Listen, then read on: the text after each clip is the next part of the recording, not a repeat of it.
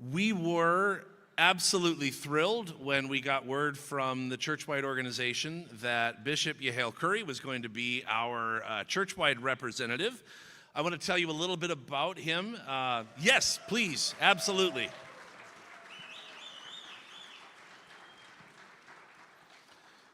I actually don't know how common this is, but when we fill out, you may not know this, but we actually do request different churchwide folks to come to synods, and every year for us, the presiding bishop is number one on the list. I'm imagining we're not the only ones that do that. This year, we came up 3 cherries, I guess, so we're lucky to have you. We're super glad you're here, Bishop. Yeah.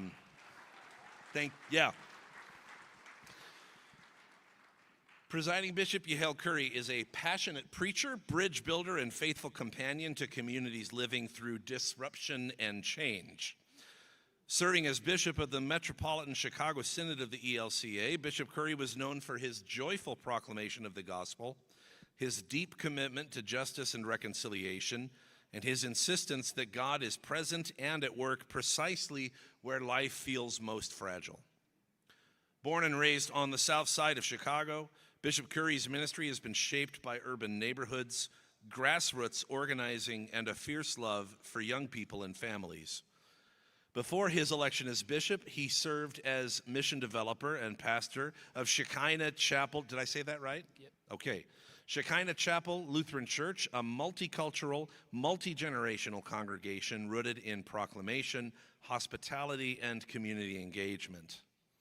His leadership has included mentoring emerging leaders, nurturing innovative ministries, and walking alongside congregations as they discern how to be church in changing times. Nebraska Synod, please welcome Presiding Bishop Yehiel Curry. Thank you.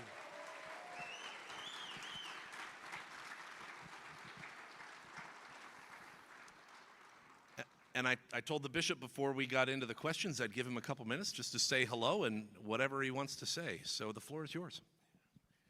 Greetings. It is an honor and privilege to be with you.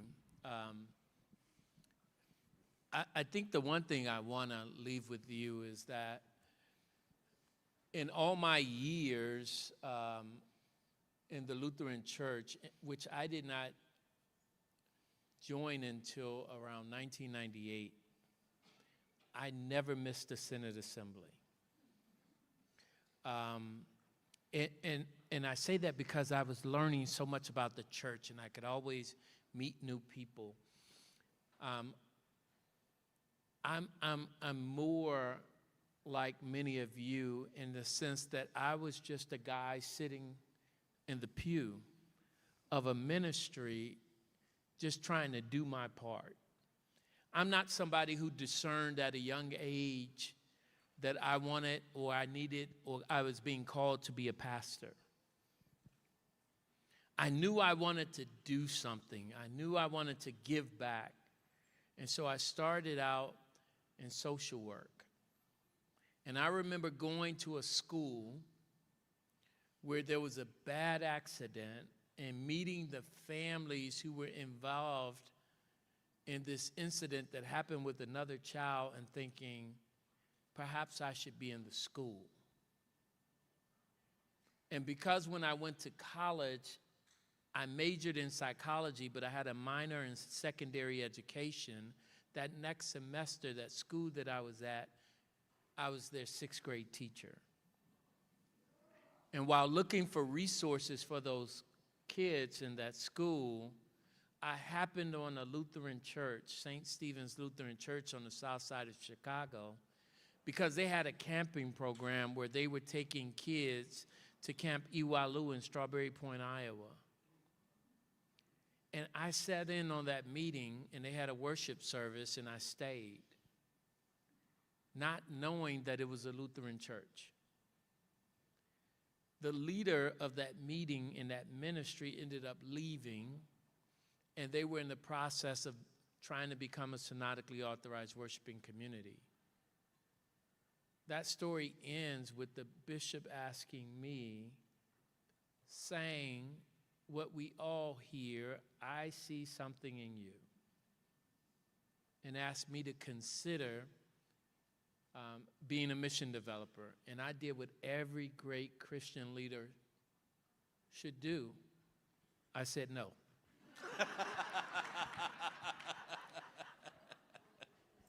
For 2 years. Because I thought in my mind, they must not know who I really am. This isn't me. But there was nothing I could do about it. I felt myself being drawn closer and closer and closer, and that's how I ended up into the Lutheran Church. The bishop said, if you don't do it, the ministry will close. And so I went as an obligation to this group that was forming, that I fell in love with. And so the rest is history. So as we enter into these questions, I say to you, I'm still a mission developer at heart. That's how I approach my work. That's how I see myself in the office. And I'm still somebody who is drawn to the youth and the young adults. And so that's what I would share. Thanks. Yeah. I think you're going to get a lot to that tonight. So yeah, we asked the Synod to submit some questions, and some of these I'm sure you've heard before, but let's start with this one. In your first year, well, first however many months it's been now as presiding bishop, what has surprised you and what has brought you the greatest joy? All right, the surprise is, and this isn't just for bishops, it's not just for pastors and deacons, it's for all of us in vocation. Sometimes it could be a pretty lonely place. And when you have centered yourself around building ministry, you typically attract people who are like you, and they end up being your community. And so with every transition from the parish to the local bishop office for Metropolitan Chicago Synod, there's always been this reboot, restarting of that inner circle. And I think it might have hit me like 90 days ago that the circle that I had formed over the last 6 years, that it had totally changed. And I had this sense of like, who's my community? And I struggle with that. And so that was one of the surprising things for me, having built these unique communities that I found myself about 90 days ago asking the question, like, where do I fit in? One of the things that I've been really excited about is there are some talented people, not only at the church-wide office, but in our communities, in our synods. Whenever I travel, I am just amazed at the things I hear and I learn. I'm inspired. I told somebody I haven't had to come up with a new idea in 10 years because I take them all from you. I mean, think about this. Like, people are always saying, have you thought about this? Would you try this? What about this? And I end up doing it, and people think it's all me, and I have to tell them, no, I haven't come up with a new idea in 10 years. People send me stuff, and they ask me, and somehow, foolishly, I try it. We are immensely talented. I think that there's something shaking beneath the surface. For me, there's a spirit of optimism. I wake up every morning excited about the possibilities. When you are called, yes, there are disappointments, but when there's a calling, you still wake up the next day full of hope.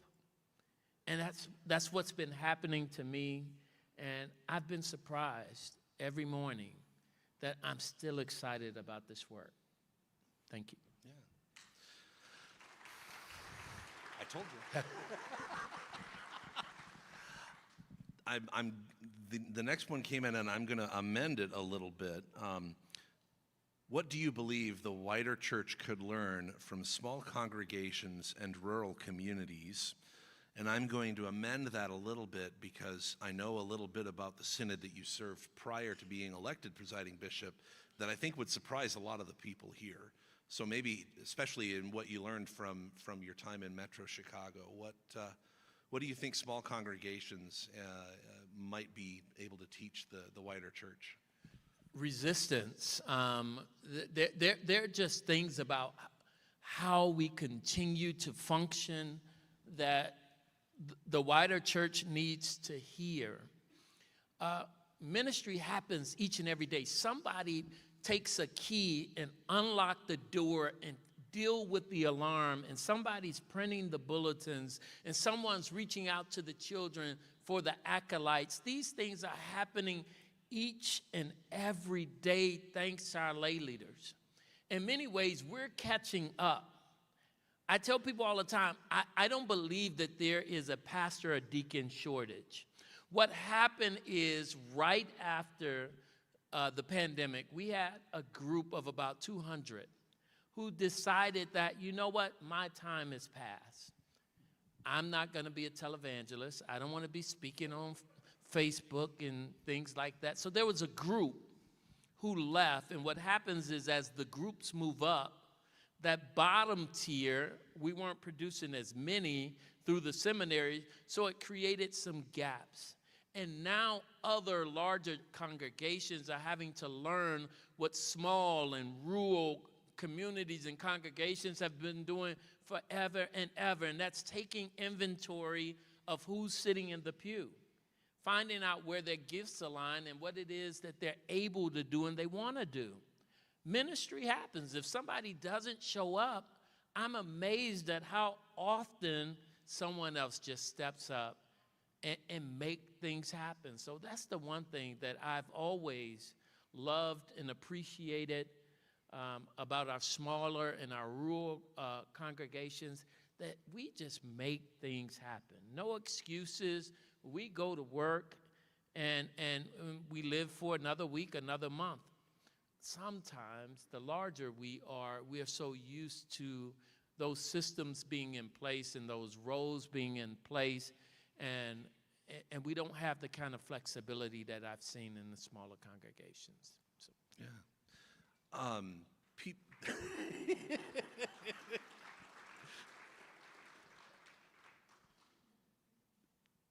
What would you say just the average congregation in the Metro Chicago Synod in your time there? I think people in Nebraska have a picture of what an urban synod would look like. I don't think we've got the right picture. Could you tell us a little bit about it? I think you naturally have your larger congregations, but on an average Sunday, you're talking to 50 to 75 people sitting in a pew. I'll talk more about the ministry that I helped to start, African American, all first-generation Lutheran on the south side of Chicago. Most would come in and would tell you they have no idea what a Lutheran is. It was by design. We said Shekinah Chapel, and when they got into new members class, they would learn that it's Shekinah Chapel Lutheran Church. My philosophy was make it easy to get in and hard to get out. True story now. Listen, people will quit on a denomination any day, but it's really difficult to quit on a friend. And so we would always try to make friends, and they'd have to be there 3 weeks before new members class start, and they get there and they say, "We Lutheran." Yep. And so, but in Metropolitan Chicago Synod, we had 165 congregations, and the diversity was a good mix, but Chicago proper, on average, we had 50 to 75 congregations with 50 to 75 members operating like many in the rural do, making things happen, having amazing lay leaders who volunteer their time, who are the heartbeat of the Synod that makes things happen. So, yeah. Thank you. I like this one. I'm not sure who submitted it, but what is one thing you pack for all of your trips that we might be surprised to learn about? So in the dollar section, there's this spray that's supposed to work to unwrinkle your clothes. Like today was this day. I got to tell you guys this story. Like my plane was 2.5 hours late because they put too much gasoline in the plane. So we call them crop dusters in Chicago. Whenever I go to O'Hare and I'm going somewhere, I always look at the seat chart and I want to know how big the plane is. But this is a true story. It's too much gas. So they had to go through this long process of taking the gas out. And I was 2 hours late. And all I could worry about was my vestments. What am I going to do about my vestments?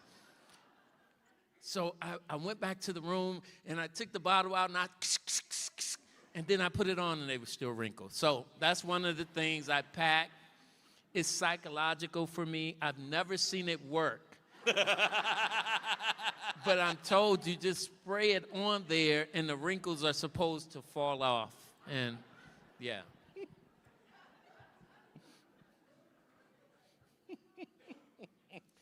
You'll see it now. You don't know what I'm talking about. But now you will go and see it and you will buy one. Tag me in the post, please. What spiritual practices are sustaining you in your work? All right, I'm going to talk about one, and it's important. I live about an hour and 15 minutes from the office. I've been unique in the sense that all of my ministries, the base have been Chicago, but this is further north. And so that I could have the time I need in the office before people arrive, I have to be on the road by 5:50 a.m. so that I could get there in 45 minutes. And typically, what I'm doing between 7 and 8 is meditation. I have a private area just adjacent to the office, and I have a notepad. And I think I remember all of the ideas that you told me to try during that moment. Because for that hour, I'm just writing things down. I'm listening to music. I'm praying. It's gospel music. And occasionally I'll get up and I'll write something down. And that has really sustained me. And I transfer the things from that pad to a whiteboard that's in a larger office. And I'm seeing that as the lens through my week, through my month. And that's typically 3 to 4 days a week. That's how my morning starts. So meditation and prayer has just been my go-to since I started in October. Oh, yeah. Well, related to what you just said, you talked about music. If you had to describe your call right now as presiding bishop by naming one song or hymn, what might it be?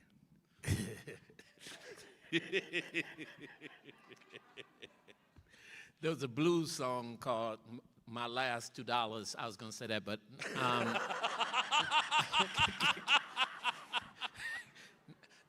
there's a song. Many of you might not know that I spent my childhood in the Catholic Church.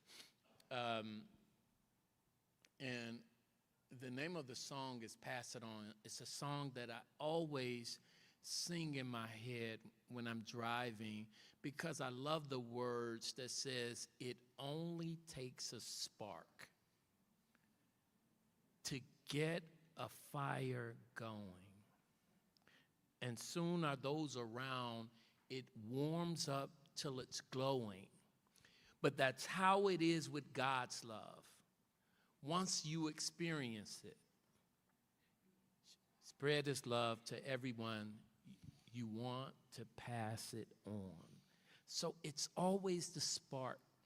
It's always a small thing that someone says. It's always that little thing that catches my attention that ends up being this big thing. So that song, Pass It On, for me, it's just something that I always hum in the back of my mind. It's something that I always sing. I feel like it's one of the first songs I learned in that Catholic church.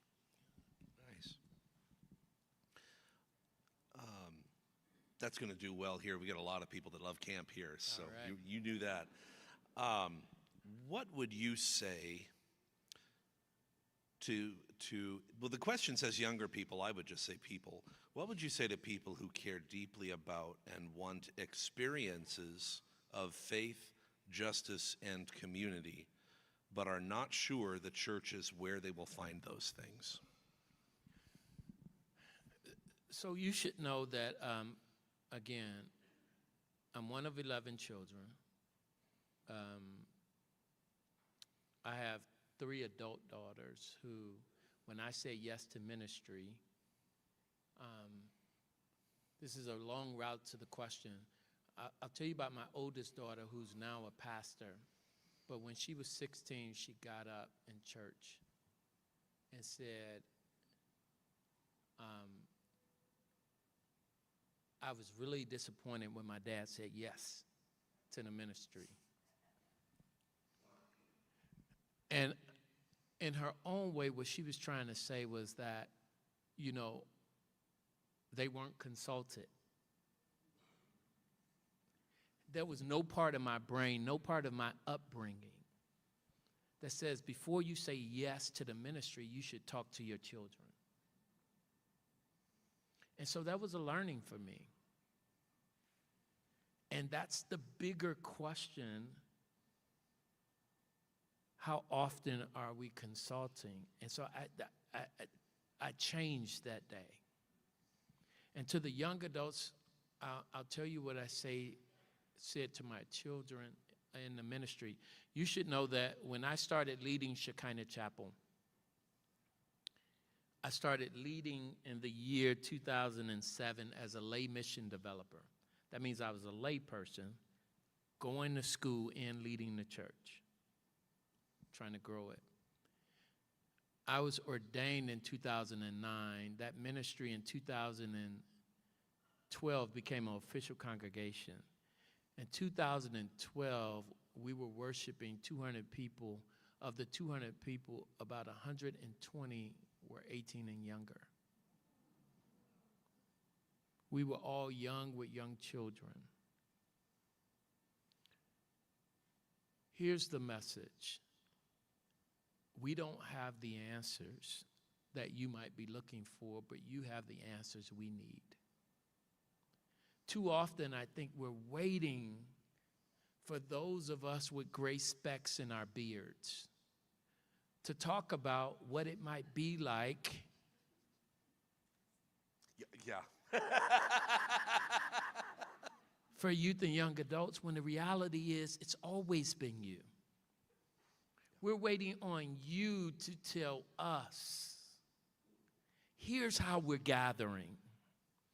Here's a unique idea I have. Here's something that I've been thinking about. And I think that's where some of the tension is. We're not the experts on that. You are. You can tell us more about what's happening and how people are gathering than we can. So I need you to be tenacious with people like myself and making sure that you're heard and you have spaces and that you can articulate a vision of how youth and young adults your age are gathering. Yeah. And I think also, I remember way back when Nadia Boltz-Weber first started posting about being a pastor. Do you remember when she wrote in her book about what they would say to new members of their congregation? I just remember she had a shirt on that says, "They're not coming." Whenever people said, "When are the youth going to come to our church?" She would point at her shirt. She said, "Youth bring youth," right? Yeah. So that was one of the, that's why I started smiling. Well, but what was? She used to say when they would welcome new members into their congregation, some version of welcome to this community of believers. We're so glad you're here. We're going to disappoint you. And just be honest that and to the young people's to the question as it was asked, I would also say it's going to be there if you bring it, but it's also a community that is going to disappoint you because we're all going to disappoint one another sooner or later. But that tenacious piece that I think you brought in is a huge part of that, is we also hang in there with each other. And that's what it also means to be church. Can I add this one thing? And Yeah. I know this may not reach everyone, but one of the things my daughter did was advocated for the youth. And they came up with a concept that I really wasn't a fan of. But I said yes. And it was called a holy hip-hop service, by which they would take the readings and they would put together first reading, second reading, and gospel, and they would form it in spoken word. And it was one of the highlights. They would have a Friday night, once a month service. That's not something I ever would have come up with. I was terrified every Friday night about what might be spoken, but it's what they lifted up. I think a second example is today at that church, it's not something I did, but they have a barber shop. They turned the computer lab into a barber shop. The computer lab I built. That's another story. So clearly that's not something I would have come up with, but the youth and the young adults said, what if we created this atmosphere, and they do all kind of events there, but it's a barber shop, and before service and after service, that's where you can find the youth and young adults. And so it's those type of ideas that they were lifting up that really kind of took on a new way. So. Yeah. What is one thing you wish congregations would stop doing because it drains energy from mission? And what is one thing you hope congregations would do to follow where God is leading them?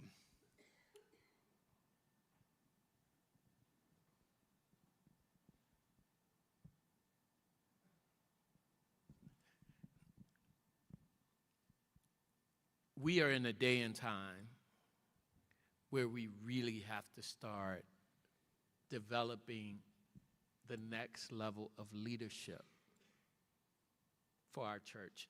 Now, I need you to know that in some cases we've been the problem. We've gotten a great leader from a small church. They go to seminary, tell them not to go back to that church, right? And what happens, it creates a void. Well, times are different now, where we now have to start creating leadership development programs. I call them apprenticeship programs within our context. And we don't need permission for that. We need to figure out how we might be able to cultivate every aspect of our ministry and develop a leadership development component that speaks to our survival. Because each context is different. So this idea that we're waiting on a master unique program isn't going to happen. It's going to be you deciding, here's what we need at this place, this location, and figuring out what it looks like to get the next generation equipped or the next person equipped. So there isn't a magic program. Some things work over here, some things work over there, but each context is different. So that's one of the things that I would lift up. I also, people give to things they can participate in. People support what they help to create. If they're able to share in the vision, then they don't mind sharing in the burden. And so we need to start widening the table and crafting visions based on the collective versus the few. And so people don't mind giving to things that they help to create and support. It's just difficult if it feels like it comes from top down. So what we have to start doing is really starting from a larger base. I'm not necessarily talking about a grassroots or a bottom up, but sometimes there are different ideas and projects that we can get larger buy-in if we open. It may take longer, but as long as we could share the vision, when things become rough, I've learned that people would be willing to share the burden.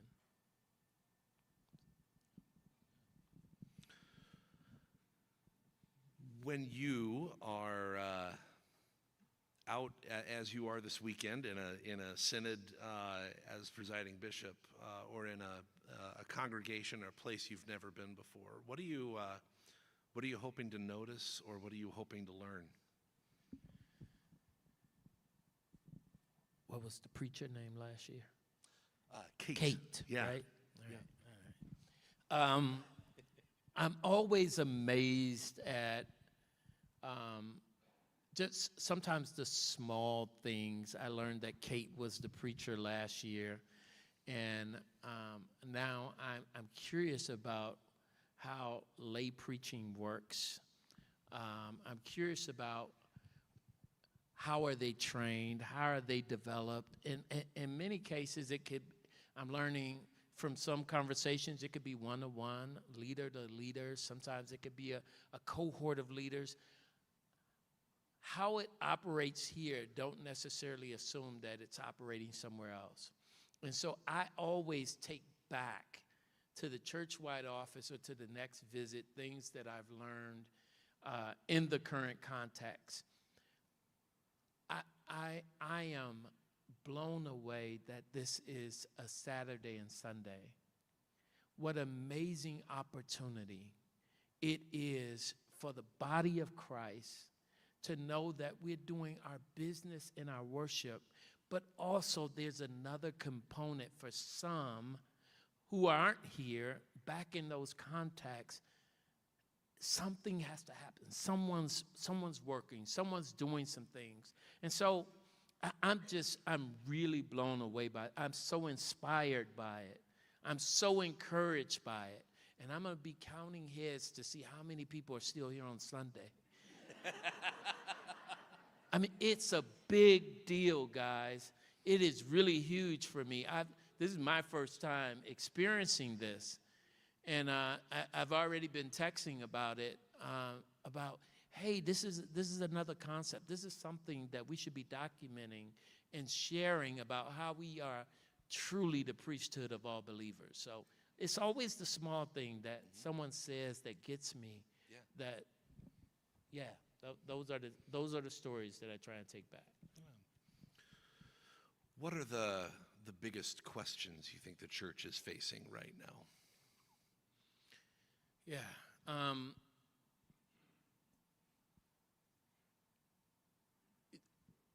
I think we're a different church today. And I heard during Bishop's sermon some of those questions of this is the way we've always done it. Our question is this fear of what does it mean to step into the unknown? What does it mean to go from familiar to faith? The land of familiar are things that we've been doing for a long time. Faith is things that we just don't know how it's going to turn out. So what does it mean to try something that isn't necessarily normal in our context? And so I understand that. I get it. I appreciate it. But I think that's one of the things that we've been wrestling with. How are we changing as a church, and what do we need to do to fit this change? I think those are some of the things that we're wrestling with. And trust me, people in the pews have some answers. We have to start talking about it. We aren't the experts. I just know that these are some of the questions we're wrestling with.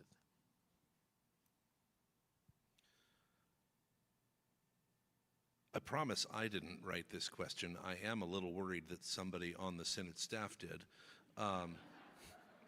What do you see as the most important work of bishops and Synod staff in this season of the church? Well, my go-to has always been relationships. It was one of the things I still do today is I just show up in a church. I won't get to do it here, but whenever I'm in a city, I ask the Synod for a list of 20 places. And then I show up to one and I sit. And normally it takes people a while because I don't wear my cross and things. And I just sit there and enjoy worship. But it's the relational piece that I'm able to observe and figure out what is unique about this place. And in many cases, I've been leading, and I rarely get the opportunity to be. And so I think the important work is our relationship that allows us to just be able to see how things are going, to see how things are moving in this context. I do think our second thing is to inspire. And we inspire not by giving you some secret document that tells you how to turn things around. We inspire by sharing what's happening on the other side of the Synod. We inspire by sharing what's happening in another Synod. We inspire by lifting up the gifts that are happening even among us. So it is the relationships and inspiration, I think, is the unique work we have. You keep setting up natural segues for questions. It's kind of nice. What has inspired you lately?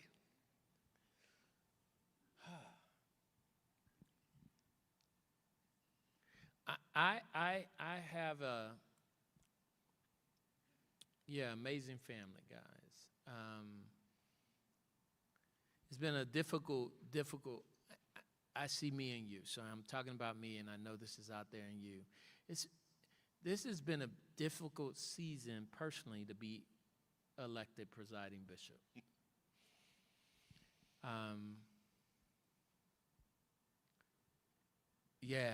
So some health challenges within the family, some deaths, and through it all, just had some amazing support from my family. That when I'm traveling, I feel prayed for. I feel connected. We try and talk every night, and that has been a big time inspiration for me. On the work side of things, I've asked us to do some things that are a little bit different, and people have responded. The church-wide office has recently returned to in person 2 days a week. We hadn't returned in person since the pandemic. And so those who are within 50 miles are coming back into the office 2 days a week. And it's a different routine, especially if you were hired remote. And people, although it's an adjustment, has been really great with responding to that. And that's been really inspirational to me. I've got to say, guys, I feel like I've been given a fair shake. I feel like I've been given an opportunity by those who work at the church-wide office, my colleague bishops, and that's also something that I really do appreciate.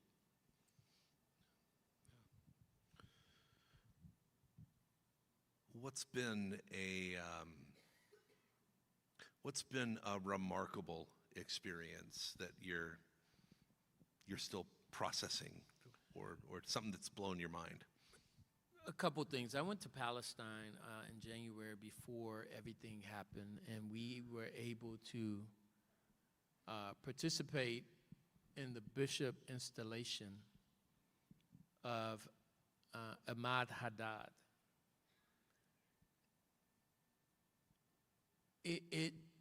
I don't have words for what it's like to be in the home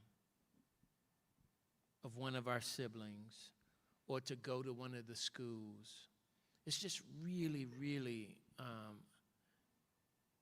it was just an awesome experience, and all of our partners from the Lutheran World Federation made the trip, and we were there to celebrate what was unfolding with this new bishop in the Holy Land. There is a person at the churchwide office who works in the development office who goes by Ali. Ali is a Muslim. And I asked him, how did he come to work at the churchwide office? He said, I'm from Palestine. I went to Lutheran grammar school and high school. Every child in Palestine dreams of coming here one day and being able to work for the church that sustained us.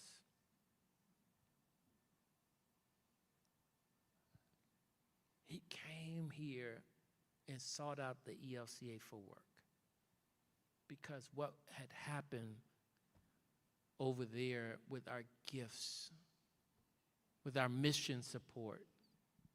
I think the last one is I was able to go to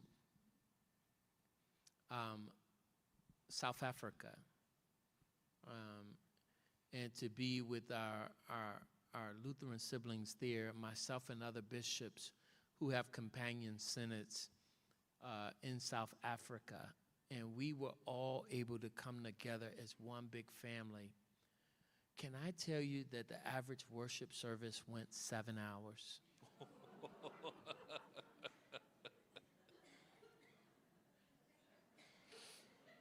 We were there for 7 days, and we probably had 5 worship services,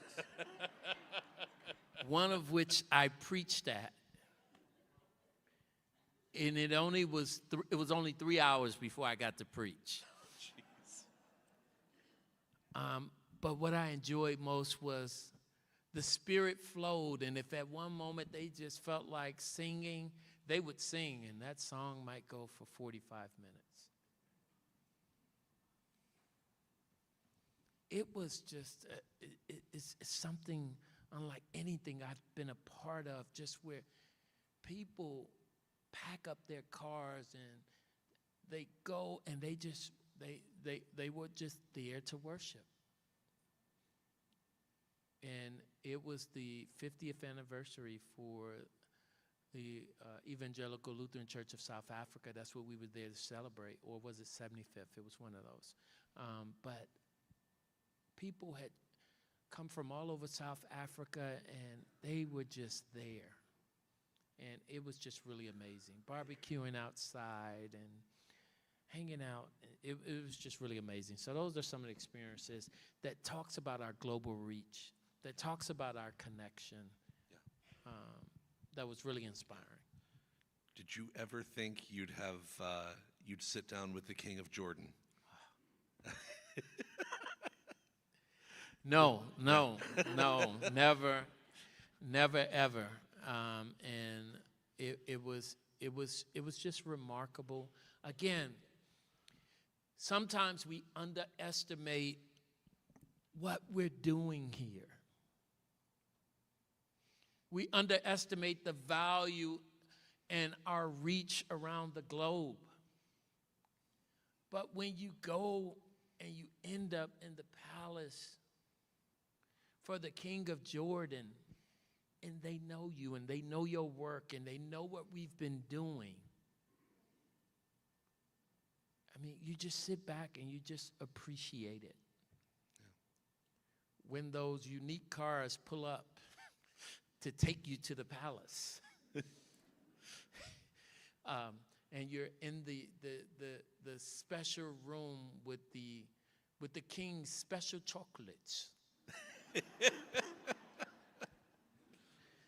And of course, you have to try all of them. I mean, you know, that they're there for that reason. And then you start talking like, this is the way you live. Like, I really like that one over there. Give me a couple more of those. and I mean, it just was it was an amazing opportunity, but it's really about what we've been doing here. The king didn't know my name, but he knew the ELCA. Yeah. He knew our work. He knew our reach. He knew our support for the baptismal font that we hope to fund in Jordan. So thank you. Yeah. No, but I never would have imagined that. What's your dream for what God is up to in the world?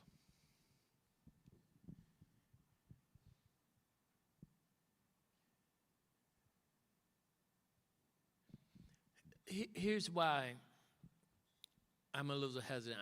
I'll speak of a dream, but I need you to know that I see my primary role as lifting up what you said you want. I've talked to everyone that my focus in 2026 is connection. In 2027 is sustainability. In 2028 it's reforming. Those three things are my goals because we lifted it up in the church-wide assembly 6-7 years ago, saying that these were priorities of ours. And since this was one of our priorities, I want to make sure that what we said we wanted to do, we can do. But I really have a dream of a lay revolution happening within this church. I was telling someone earlier that there was a time where you had Lutheran grammar school, and the kids would go from Lutheran grammar school to Lutheran high school, and then Lutheran high school to Lutheran college, and then they would go to seminary. Well, when those schools started closing, we lost our pipeline. But I know where the pipeline starts today: our congregations.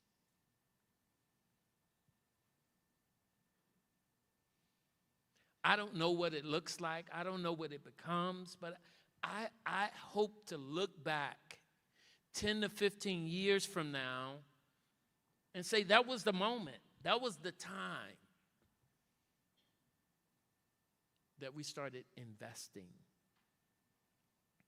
3 years ago, we started something called Lay Day in the Metropolitan Chicago Synod. I know it's cheesy, but it rolls off the tongue. You won't be able to forget it. Lay Day. And what happened is the late leaders would give us ideas of workshops they wanted, whether it was on entrepreneurship, conflict resolution, how to be an effective counsel, volunteerism, and we would go out and we'd find leaders, and for a day, our lay leaders would get to participate in these workshops based on the things that they'd chosen to make themselves better. And so my dream really is about how many baptized members here in the Senate? 75,000. 75,000. Sometimes, unconsciously, we could focus on the 1,000. I want us to be intentional about focusing on the 75,000. So that's my dream.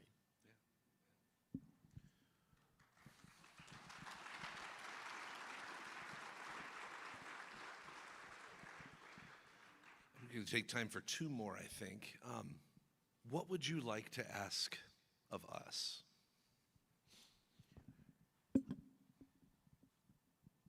I've said this to the bishops. I've said this to church-wide staff, and I'll say it to you. We're at a unique time. And I want you to give your church another shot. I need you to know that I want to be in relationship with you. I want you to give us another opportunity. Lift up your ideas, your dreams, your goals. Continue your support. Because we're in a day and time where we need you. We want to be in relationship with you. And so I'm asking just for an opportunity. Let's dream together. Let's do this together. So that's the one thing I would say. Have an open mind, have an open heart, and let's just give this another try. And I think we can. I think we can do some great things together. Thanks. Last question. How can we in the Nebraska Synod support and pray for you and pray for our siblings in the church-wide organization?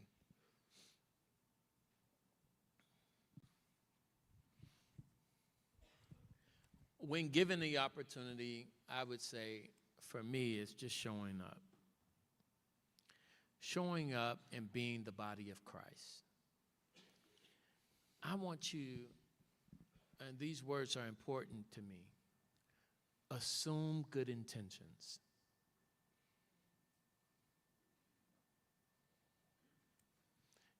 If something comes out from the church-wide office or the Synod office and it doesn't feel right, what you could do is assume good intentions. I want you to assume that the hearts were right when it was crafted. Maybe it didn't land well. Maybe it wasn't delivered well, but I want you to assume good intentions. Because that's the starting point for a unique reversal. I need for us to assume that Christ was in the midst of it.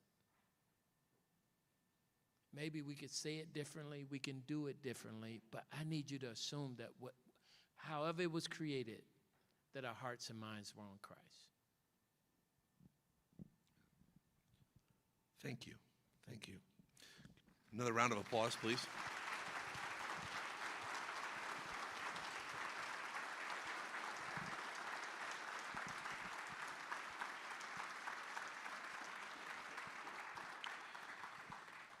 And now I bring out the binder of death to let you all know what comes next. So, again, we're so glad to have you with us, Bishop. We will be back tomorrow to hear from you from your first keynote. Bishop Curry also has a couple of workshops during our time together. I have been telling the staff, and some of you have also heard this, how excited I was that Bishop Curry was coming, because this is the person I have been privileged to briefly experience in the conference. We're thankful for your leadership, and we're thankful for your presence here this weekend.